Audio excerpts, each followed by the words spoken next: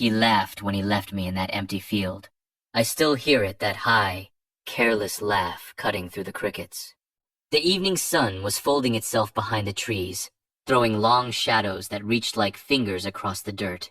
My son Sutter leaned out the truck window and shouted, "Let's see how he finds his way home this time."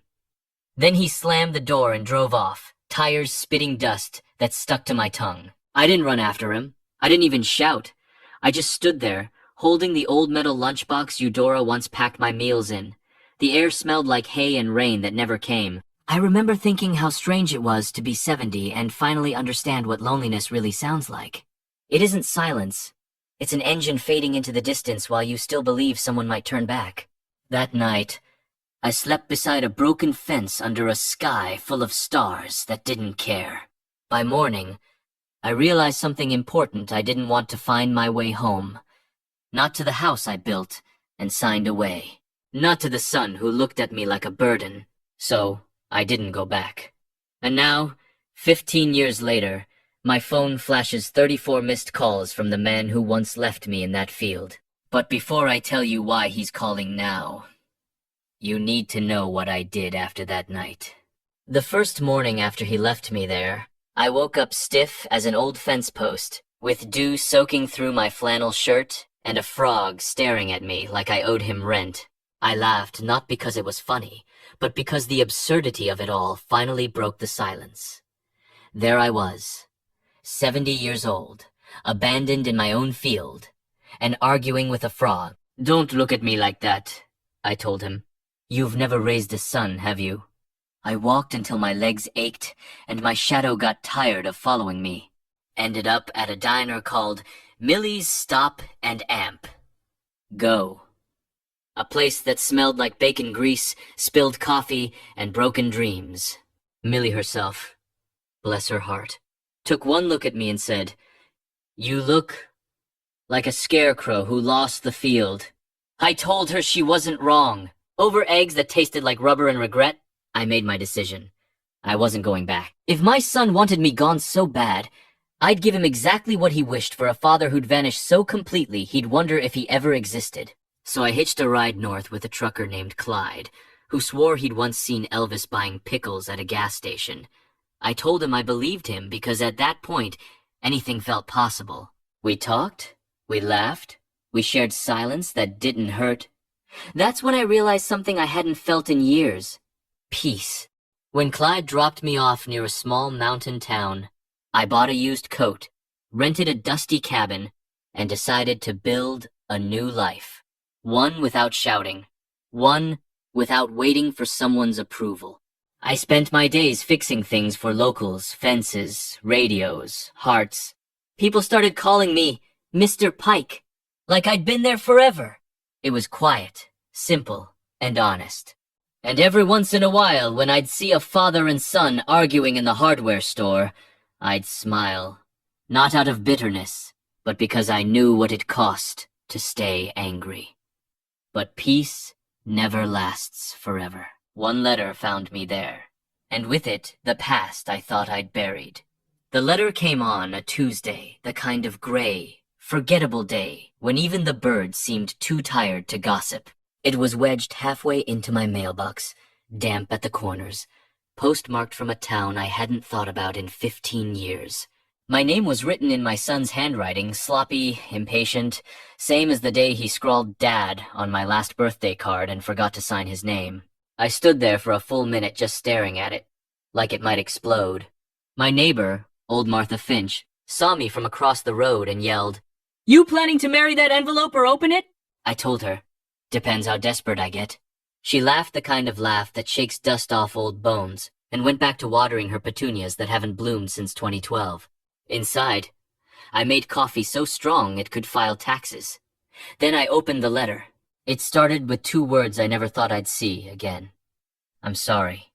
My hands trembled, partly from the caffeine, mostly from memory. He wrote that things had gone bad, the business failed, his wife left, and he needed to talk.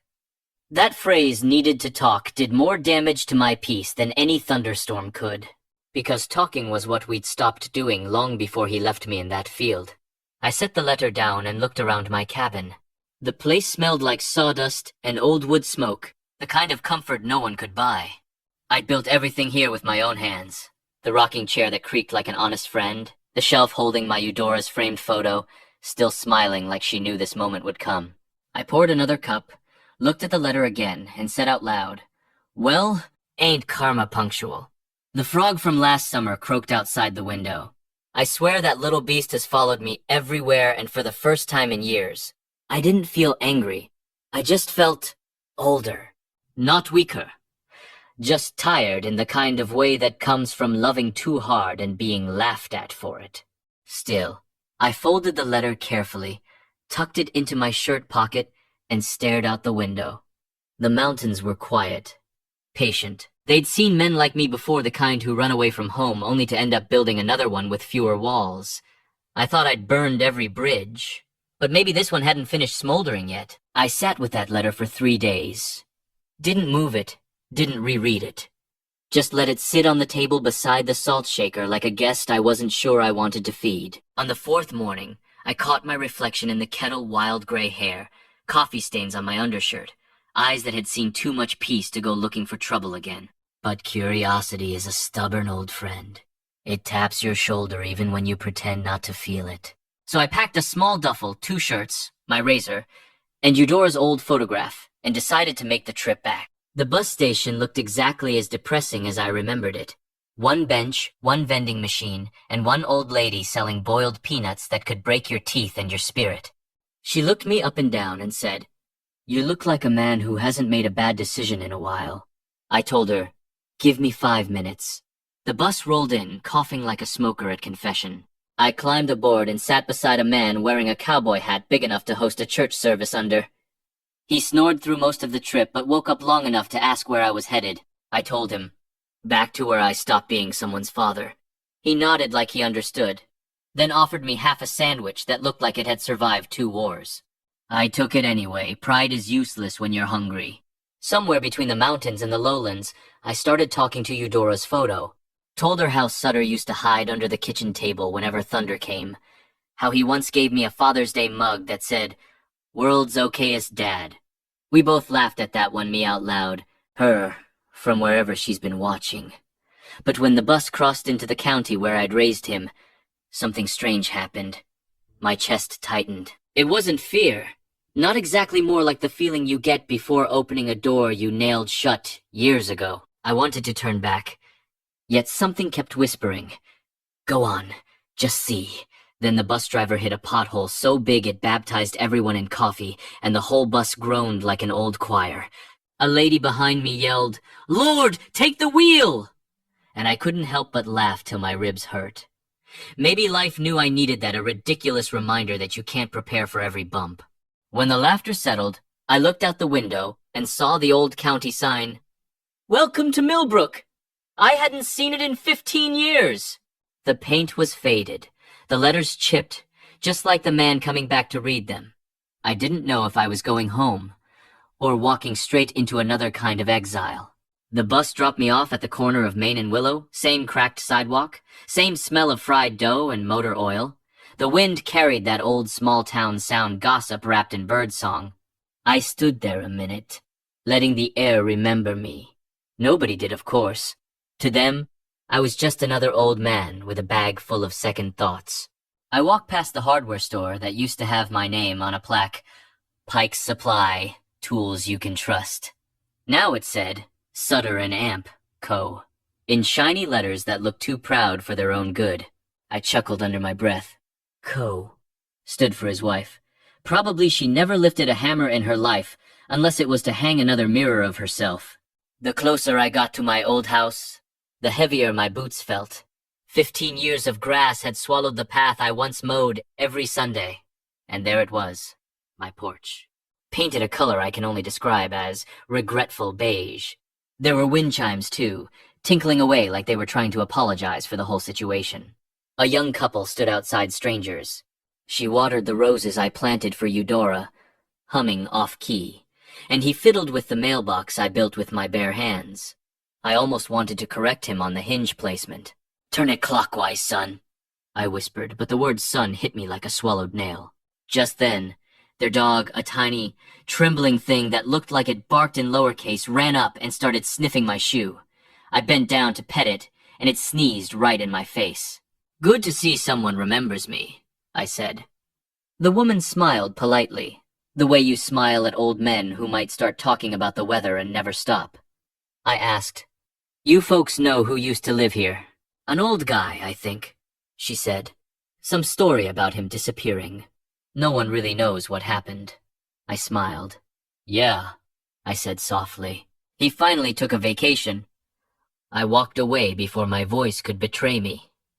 The street stretched ahead like an old memory you try not to step on. My heart felt both lighter and heavier, lighter because I'd seen it, heavier because it didn't belong to me anymore. Halfway down the block, I stopped at a bench, the same one where I used to wait for Sutter after baseball practice. I sat, let the wood creak under me, and whispered, "Well, Eudora, Holmes changed outfits again." A pigeon landed beside me, eyeing my half-eaten sandwich like it had a claim to it. I tore off a piece and tossed it over. "Fine," I muttered. "Take your share." Everyone else did. That's when I heard a voice behind me, one I hadn't heard since the day the truck drove away. "Dad?" That single word, half question, half prayer, hung in the air like smoke that didn't know where to go. I didn't turn right away. I just kept watching that pigeon peck at my sandwich, pretending that maybe the bird needed my attention more than the man who once left me in a field. "Dad, is that you?" he said again, closer this time. I turned. There he was, Sutter Pike. My boy, but not the same one who'd driven away laughing all those years ago. This one had shadows under his eyes, deep enough to plant potatoes in. His hair was running away from his forehead. His shoulders sagged like wet laundry, and his hands, those hands that used to throw baseballs, trembled when he shoved them into his jacket pockets. He looked older than me in all the wrong ways. For a long minute, neither of us spoke. The wind did the talking, it rustled the trees, made a can roll across the pavement, and I swear even the pigeon stopped chewing to see how this one played out. Finally, I broke the silence. "Well, I'll be damned," I said. "You found me without GPS. Miracles do happen." He smiled, just a flicker, but it was the same smile from when he was 5, missing 2 front teeth and holding a frog like a crown jewel. Then it was gone. He sat beside me on the bench like a man sitting next to a ghost. "I didn't think you'd ever come back," he said quietly. "I didn't either," I answered. "But life gets boring once you run out of people to argue with." He laughed, a weak, broken laugh that still managed to sound like home. Then he took a deep breath. "I was a fool, Dad. I thought I was proving something by pushing you away, by being my own man." I nodded. "Well, congratulations. You succeeded.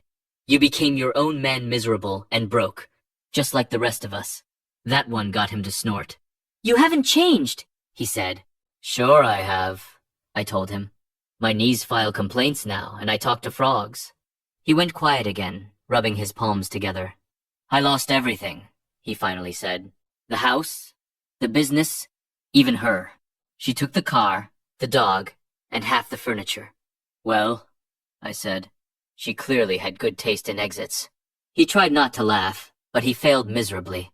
Then he looked at me with eyes that were suddenly 15 years old again, guilty, scared, hopeful. "Can we start over?" he asked. I looked straight ahead. The street was empty, the sky pretending not to listen. "Start over?" I said slowly. "Son, I'm too old to start over. But maybe..." I glanced at him and smiled faintly. "We can start again, that's shorter."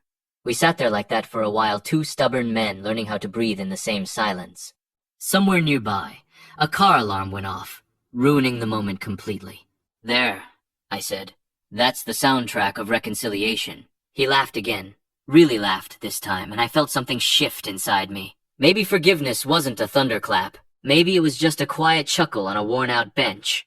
But the peace didn't last long because the past always finds a way to demand one final payment. We walked down Main Street together, side by side, like 2 mismatched shoes that somehow still walked the same road. The silence between us wasn't angry anymore, just heavy, like a blanket that had been left out in the rain. Every few steps, I'd glance at him out of the corner of my eye. He looked smaller now, like life had taken a bit out of him and forgot to spit it back. We passed old stores that used to know our names. The bakery gone. The barber shop turned into a vape lounge.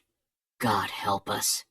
And then, out of nowhere, we heard someone yell, "Harlan Pike! Is that really you?" I froze. The voice belonged to Doris Wilcox, the nosiest woman in 3 counties. She used to sell Avon, gossip, and unsolicited advice in equal portions. And here she came wobbling toward us, with the enthusiasm of a bloodhound and the perfumed strength of a chemical weapon. "Well, if it isn't the long-lost legend!" she cried, throwing her arms wide. "We thought you were dead!" I grinned. Almost was. Then I realized heaven probably didn't have good coffee. She slapped my arm, laughing like a woman who'd just found her favorite soap opera back on air. "And this must be your boy. Oh, Sutter, I remember when you threw that baseball through the church window," he groaned. "Ma'am, that was 20 years ago." She winked. "And your aim hasn't improved, I hear." The way he blushed, Lord. It was like watching a man turn 12 again. We said our polite goodbyes, and as she shuffled off, Sutter sighed. "That woman hasn't aged a day." "No," I said. "Just her perfume got stronger to make up for it." We both laughed a real laugh this time, not the tired kind. For a fleeting moment, it felt like old times again, before pride took the wheel. But then we reached the intersection by the old hardware store, or what used to be mine. Through the glass, I saw a big red sign that read, "Auction tomorrow, closing for good." Sutter followed my gaze, and I saw something shift in his eyes. Guilt, memory, maybe both. "I couldn't keep it running," he murmured. "After you left, I thought I could make it bigger, smarter. But all I did was lose what made it work you." The wind tugged at my jacket, as if trying to carry that sentence away before it could hurt too much. I took a deep breath, staring at my old store one last time. Inside, the shelves were empty, but the smell of oil and sawdust still lingered, ghosts that didn't know they were supposed to leave. "You know," I said quietly, "I used to think you took everything from me. But maybe you just gave me the chance to live differently." He frowned. "How can you say that?" "Because I learned something in those mountains, son," I said. "You can lose everything and still not be lost." He looked like he wanted to cry, but didn't know which tear should go first. So instead, he said, "You always were better at words than feelings. And you," I said, "were better at ruining both. That broke the tension."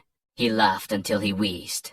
And I joined in 2 fools standing in front of an old, dying building, trying to find life again. But laughter has a cruel sense of timing, because just as it returned, someone unexpected stepped out of that store, carrying a box with my name written on it. A young clerk came out of the store, couldn't have been more than 20, holding a dusty cardboard box with H. Pike scrawled across it in faded marker. "You're Mr. Pike, right?" he asked. "Found this in the back. Been sitting there since forever. The owner said if anyone with that name ever showed up, it's theirs." I blinked at him, unsure whether to laugh or grab the box and run before the universe changed its mind. "Son," I said, "you might have just handed me a time machine." The kid looked confused, but smiled politely the way you smile at old folks who say things that sound like poetry but might be early dementia, then went back inside. Sutter and I carried the box to the bench outside. It was light, but it felt heavy with everything I hadn't said. I tore the tape open, and inside, well, it was a museum of my mistakes. On top was a faded photo, me, Eudora, and little Sutter standing in front of the store on opening day. My hair had color, my back had courage, and the kid was holding a balloon twice his size. On the back, in my wife's looping handwriting, "For the days you forget how proud you make us." I felt my throat tighten. "Guess I forgot longer than planned," I whispered. Under that, a handful of tools, my old measuring tape, still stuck at 6 inches because the spring gave out in '89. A screwdriver with the handle half chewed from when our dog thought it was a bone. And at the bottom, an envelope. Eudora's handwriting again. I hesitated, then opened it. Inside, just one line. "When pride leaves, love can come home." I sat there frozen. The street noise faded. Even the wind went quiet, like it was trying to give me a moment. My son leaned over, read the note, and whispered, "Mom always knew how to say the right thing." I nodded slowly. "Yeah. She also knew how to guilt trip from beyond the grave. Talented woman." That made him laugh. A wet, shaky laugh, and it cracked something open in both of us. I couldn't tell if it was grief or healing, maybe both at once. I reached into the box, pulled out the screwdriver, and handed it to him. "You used to hold this like it was Excalibur," I said. "Said you'd fix the world with it." He smiled through red eyes. "Didn't even fix my own life," I smirked. "Then maybe start with this bench. It's squeaking worse than my knees." He laughed again. Really laughed. And for a second I saw the boy he used to be, covered in dirt, proud of every crooked nail he hammered in. We sat there with the box between us, a small, quiet peace treaty signed in dust and memories. But then he said something that made my heart stop cold, something that reminded me our reckoning wasn't quite done yet. He stared at the screwdriver in his hands like it might start talking. His thumb traced the worn grooves on the handle, the same ones his little fingers had clutched when he was 5 and wanted to help Daddy fix the world. Then he said it, quietly, like a confession made to the floor. "Dad, the day I left you in that field, it wasn't just because I was angry. I felt my stomach tighten, the kind of ache that doesn't come from age but from memory. I didn't speak. Sometimes silence is the only way to let truth find its courage." He took a shaky breath. "Mom told me something before she died. She said, you were thinking of selling the house to pay for my business. She said you were hiding it from me." I frowned. "That's true. I didn't want you to feel guilty," he nodded. "I know. But she said something else, that you blamed her for me being selfish. That you told her she spoiled me rotten. And I believed it. I thought you resented us both. I thought leaving you there would show you how it felt to be abandoned." He went quiet. The words hung there, ugly but honest. I leaned back, feeling my old heart protest, like it wanted no part of this conversation. "You know," I finally said, "Eudora used to say I could win an argument even when I was wrong. Maybe that was my curse, thinking I was always teaching lessons instead of just listening." He blinked. "You're not mad?" "Oh, I'm mad," I said. But mostly at the fact that I raised a son who thought leaving his father in a field was an acceptable life metaphor. He burst out laughing, the kind of laugh that turns into coughing when emotions trip over age. "You always find a joke in everything." "Someone has to," I said. "Otherwise life would just be taxes and funerals." We sat there, quiet again. I looked at him, at the lines around his eyes, the same ones forming around mine, and I saw not the cruel young man who'd driven away, but a tired one who finally ran out of excuses. I took off my cap and scratched my thinning hair. "Sutter," I said softly, "you're not a bad man. You just learned love the hard way from a father who didn't know how to teach it." He swallowed hard. "So what do we do now?" I smiled. "Same thing I did 15 years ago. We find our way home. But this time, maybe we walk together." He wiped his eyes and nodded. "You sure you want me back?" I chuckled. "Son, at my age, I'll take anyone who can still lift heavy boxes and remember Wi-Fi passwords." That got another laugh, a good one, full and trembling. The kind that sounds like forgiveness pretending to be humor. We sat until the sun began to melt over the rooftops, painting everything gold and gentle. The box of memories between us, the ghosts quiet for once. But as I stood to leave, he grabbed my arm, and what he asked next nearly undid me all over again. He grabbed my arm firm, desperate, the way a drowning man reaches for a piece of driftwood. "Dad," he said, "come home with me, please." For a moment, I didn't answer. The evening light was slipping across his face, and I could see the boy I used to tuck into bed hiding under the man's wrinkles. It broke something in me, but I wasn't ready to just nod and pack my ghosts. I looked him dead in the eye and said, "All right, son, but on one condition."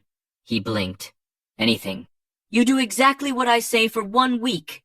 He frowned. "That's it?" "Yep, 1 week.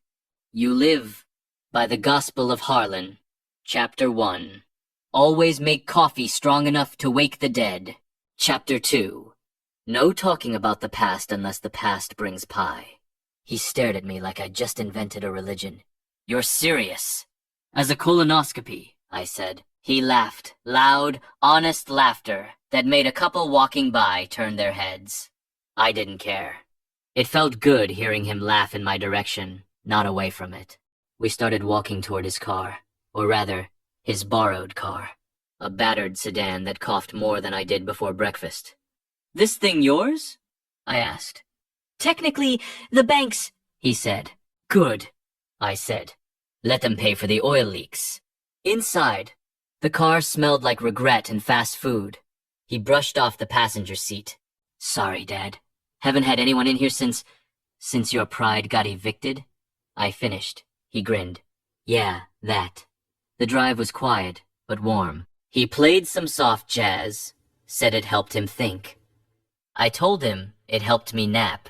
At one red light, he looked at me and said, "You know, I used to dream about you showing up again, but every time, you'd drive away before I could say anything." I nodded. "Well, dreams are safer. In dreams, nobody runs out of gas or patience." He smiled at that, then said quietly, "I don't deserve another chance." "Maybe not," I said, "but neither did I.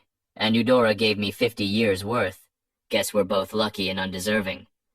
We passed the old fairgrounds empty now, just weeds and ghosts of laughter. I remembered taking him there when he was 7.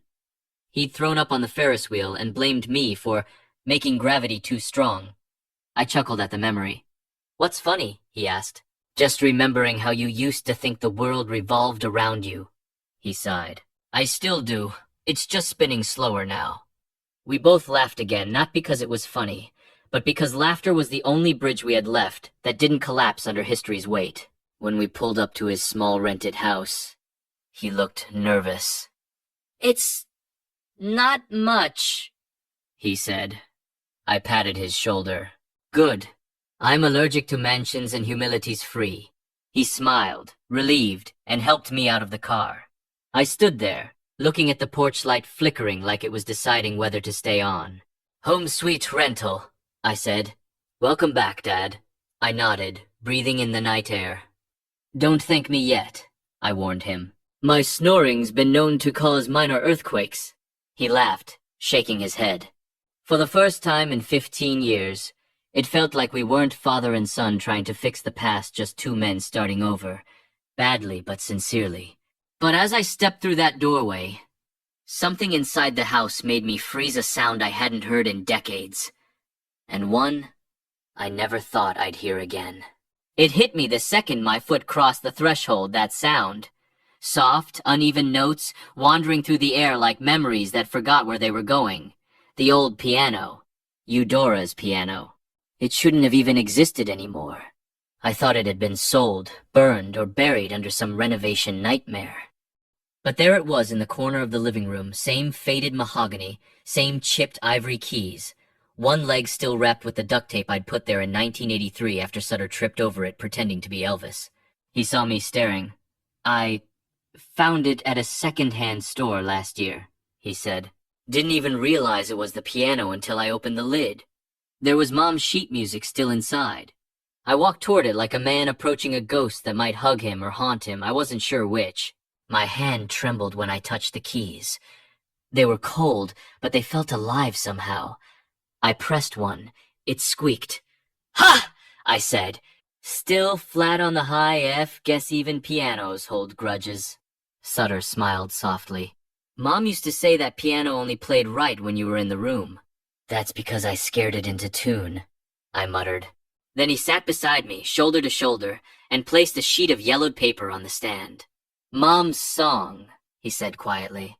"The one she used to sing on Sunday mornings. You remember?" I nodded. Oh, I remembered. I could almost smell her lilac perfume, hear her slippers shuffling on the kitchen tile, her voice floating through the house, gentle, off-key, beautiful in its imperfection. I tried to play, but my fingers were clumsy, like they'd forgotten what joy felt like. The melody stumbled, tripped, and finally found its footing. And when it did, I swear, the house itself seemed to exhale. Sutter joined in, humming softly, off-key, just like his mother. And there, for the first time in forever, I felt something I hadn't since she passed the warmth of her between us, like forgiveness had shape and sound. When the song ended, we sat in silence. Just the hum of the refrigerator and the heartbeat of time. I wiped my eyes, pretending it was dust. "Guess I still remember the tune," I said. He nodded. "And I finally learned the harmony." We laughed quietly, and then I said, "Well, it's official. She's probably up there right now yelling at us for playing it too slow." "She always did," he said, smiling through tears. "And you always said it wasn't the tempo, it was her cooking that made you rush." "Still true," I said. "God bless her pot roast. May it rest in peace." We laughed again, softly, until it turned into something quieter, not sadness, not exactly joy, but that strange middle ground where love lives after everything else has gone. The piano lid clicked shut, and I looked at my son. "You kept the one thing that mattered," I said. "That's more than I did." He shook his head. "No, Dad, you kept you. I'm just glad I finally found where you'd been hiding." Outside, the night deepened. Inside, I felt something loosen a knot tied years ago, finally letting go. But just as peace began to settle, a knock came at the door, and the past, once again, came calling. The knock came again, soft, hesitant, like the person on the other side wasn't sure if forgiveness had visiting hours. Sutter frowned. "Probably the landlord," he said, standing up. "He keeps forgetting I already paid rent." But something in his voice told me he didn't believe that. He opened the door, and standing there holding a half-melted ice cream cone and wearing the world's most serious expression was a little boy. Couldn't have been more than 7, hair the color of autumn wheat, eyes too familiar. The kid looked up at me, then at Sutter. "Daddy," he said. "Is this the grandpa from the picture?" Sutter froze. I swear, if guilt had a sound, it would have been that silence. "Grandpa?" I repeated, nearly choking on the word. "You've been hiding staff members from me now?" The boy giggled the kind of innocent laugh that slices straight through every wall. An old man builds around his heart. He walked in without invitation, marched right up to me, and said, "Mom said you liked tools. I brought you this." He handed me a small plastic hammer. The handle was cracked, the head crooked, a masterpiece of dollar store engineering. I took it like it was Excalibur. "Perfect," I said. "Now I can finally fix all your dad's bad decisions." Sutter groaned. "You see what I deal with, buddy." The kid nodded gravely. "He burned the pancakes this morning." I grinned. "Well, looks like the talent skipped a generation." The boy climbed onto the piano bench, poked a few keys, and announced, "This piano's tired." "Son," I said, "that piano's seen more emotional drama than a soap opera marathon. Let it rest." He laughed again. That big belly laugh kids have when the world still feels like a safe joke. I couldn't help it. I laughed too. And for the first time in years, laughter didn't echo off loneliness. It stayed. It belonged.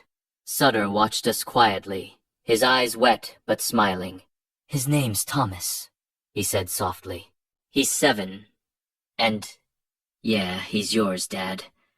I wanted to tell you sooner, but I didn't know if you'd even pick up the phone." I looked at the kid again. He was busy trying to make the piano play Twinkle, Twinkle with one finger and the focus of a NASA engineer. My throat tightened. "Thomas, huh? Strong name," I said. "Your dad wanted to name you after a power tool, didn't he?" Thomas nodded seriously. "He said drill." Mom said no. I slapped my knee, laughing so hard I wheezed. Smart woman! Already saving the family one veto at a time. For a moment, the three of us just stood there, generations that had missed each other finally sharing the same air. The piano, the laughter, the ghost of Eudora's song, all of it blending into something sacred and ridiculous at the same time. Sutter finally spoke. "You still want to stay a week?" I smiled at him, then at the boy who was now pretending the piano was a spaceship. "A week?" I said. "Son, I might never leave, unless your cooking kills me first." We laughed, loud, messy, unashamed. The kind of laughter that fills in the cracks between years. And somewhere in that sound, I swear I heard Eudora again, her voice, her smile, her quiet way of saying, "See?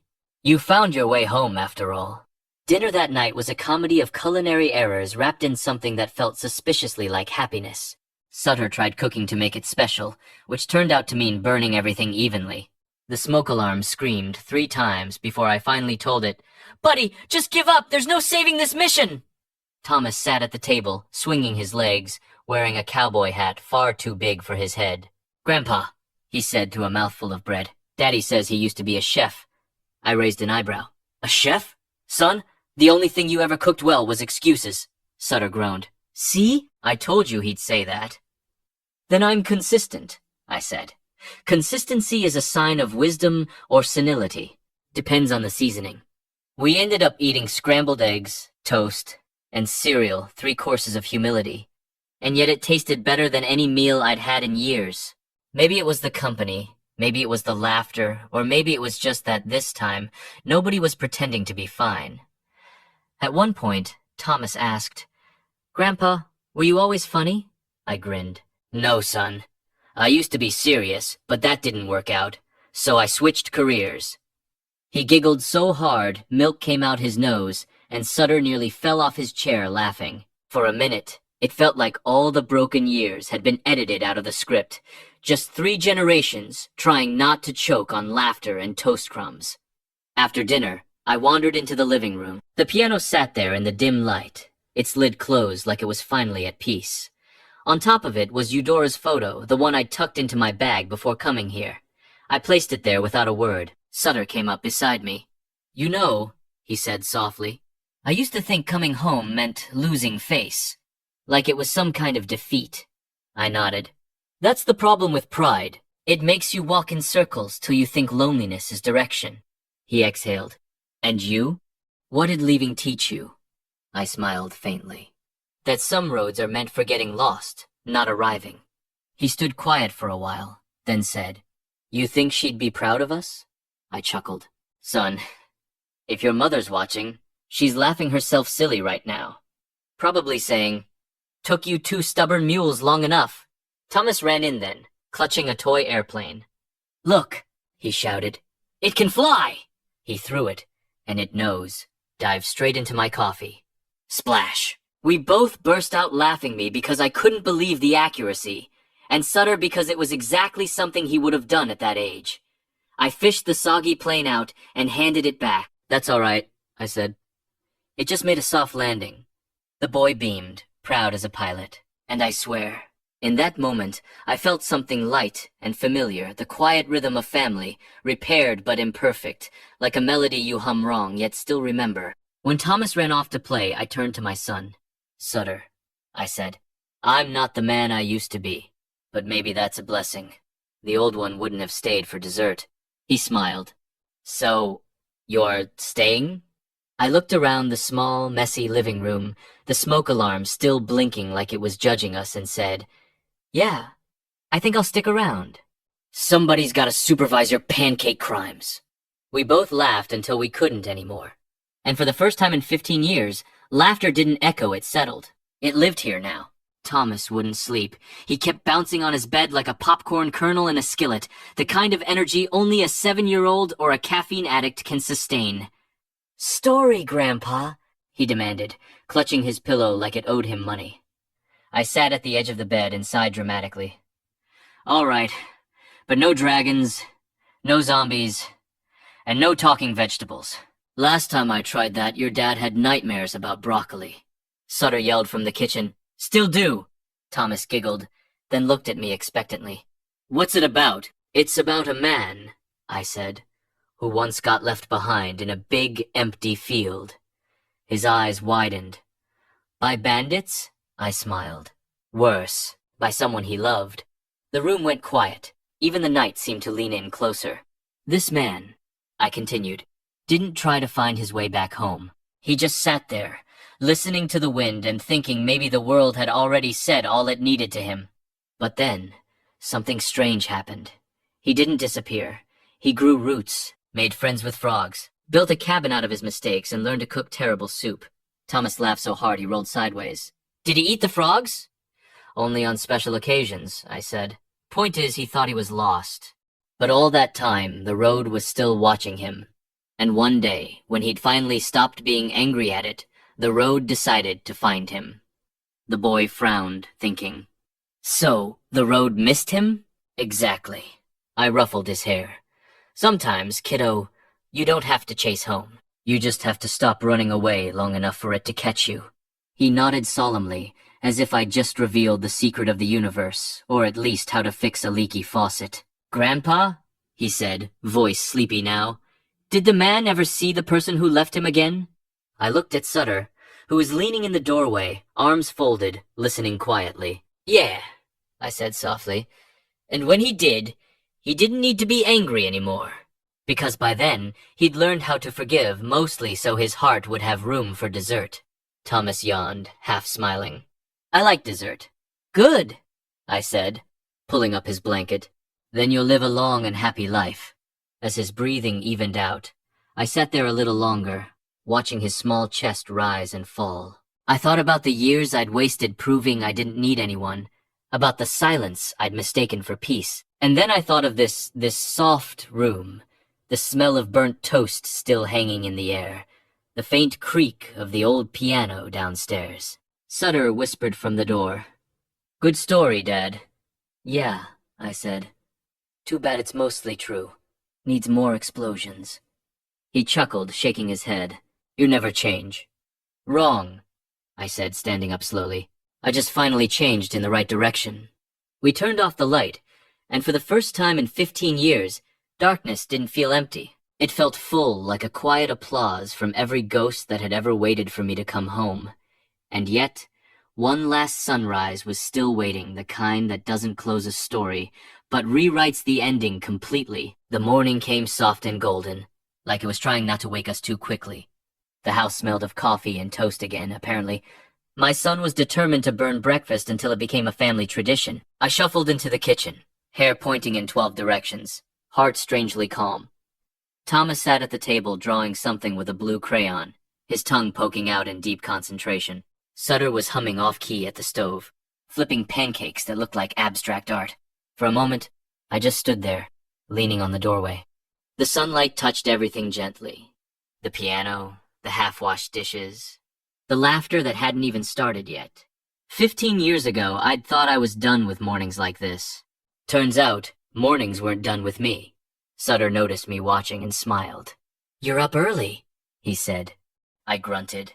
"Early? Son, it's practically noon. The rooster filed for unemployment hours ago." Thomas ran to me, holding his drawing. "Grandpa, look, it's us!" I took the paper stick figures holding hands under a crooked sun, one of them with gray hair that looked like lightning. I laughed so hard my eyes watered. "That's the most accurate portrait anyone's ever done of me," I said. "I'm keeping it. Might use it for my obituary photo." Sutter rolled his eyes. "You're impossible." "Exactly," I said. "That's how I lived long enough to annoy you both."